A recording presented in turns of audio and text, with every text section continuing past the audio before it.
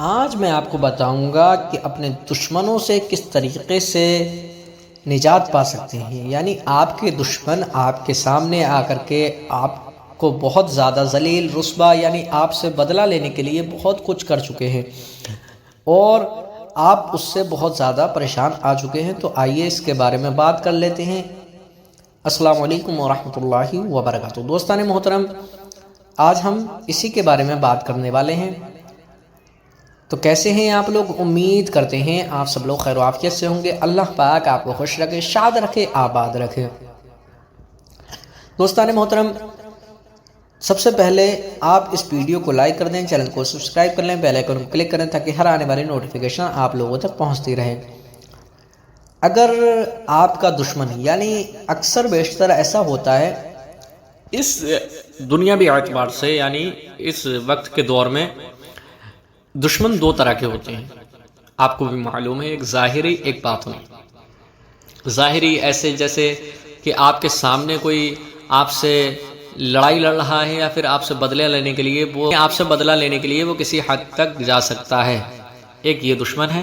اور ایک باطنی دشمن وہ ہوتا ہے جیسے کہ آپ کے عزیز و اقارب میں آپ سے حسد کرنا، آپ کے لیے کچھ الگ طریقے کے ٹوٹکے وغیرہ، جادو وغیرہ کرانا، بہت زیادہ آپ کو پریشان کرنا، لیکن آپ کو اس کا اندازہ بھی نہیں ہے کہ وہ بندہ ہمیں پریشان کر رہا ہے۔ تو دشمن دو طرح کے ہوتے ہیں۔ آپ کو بہت زیادہ پریشانی، بہت زیادہ تنگ دستی آ چکی ہے اور بہت زیادہ آپ پریشان رہنے لگے ہیں، آپ مشکلوں کا سامنا کرتے ہیں، یہاں مشکل ایک ختم ہوتی ہے دوسری شروع ہو جاتی ہے، بہت زیادہ آپ کو اس سے تکلیف ہو رہی ہے۔ تو آئیے اسی کے بارے میں بات کر لیتے ہیں۔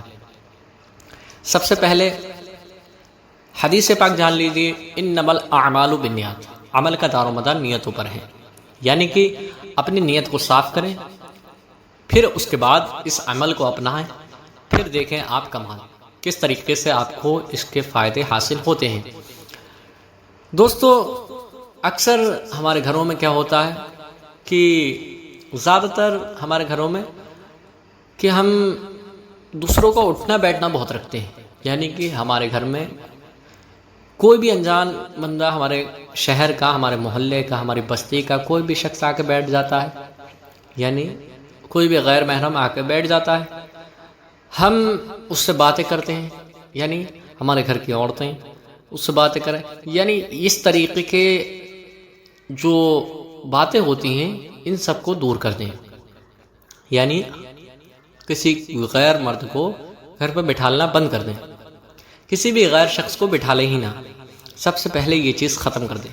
کیونکہ آپ کے عزیز و اقارب یا آپ کے کوئی بھی بندہ آپ کے یہاں بیٹھنے کے لیے آتا ہے تو آپ یہ نہ سمجھیں کہ وہ ہماری اچھائی کے لیے آ رہا ہے، کیا پتہ اس کی نیت کس طریقے کی ہے۔ تو آپ اس چیز سے زیادہ پرہیز کریں۔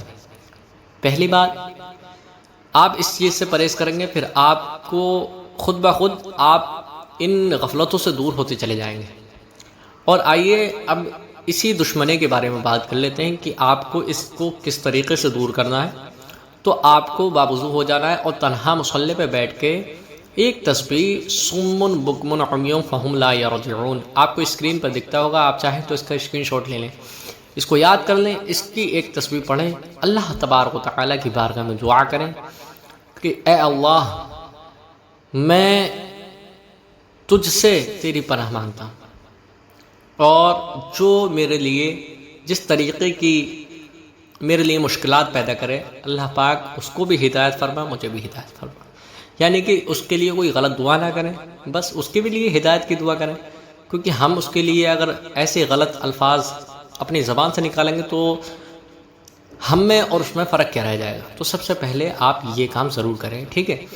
آپ کو ایک تسبیح لے کے یہ پڑھنا ہے اور اللہ تبارک و تعالیٰ کی بارگاہ میں دعا کرنی ہے۔ انشاءاللہ وہ تبارک و تعالیٰ آپ اس کو پڑھ کر اللہ کی بارگاہ میں دعا کریں، اللہ پاک آپ کو بہت جلد آپ کو اس چیز سے، یعنی اس چیز کا آپ کے گھر میں خاتمہ فرما دے گا۔ یعنی جو چیز ہے، دشمنوں سے جو آپ پریشان آ چکے ہیں، آپ کے گھر میں بہت زیادہ تنگ دستی ہو چکی ہے، لوگ حسد کرتے ہیں، آپ کے گھر میں جادو کراتے ہیں، کسی طریقے کے اثرات وغیرہ ہو جاتے ہیں، تو آپ لوگوں کو ان چیزوں سے گھبرانا نہیں ہے، ڈٹ کے سامنے کرنا ہے۔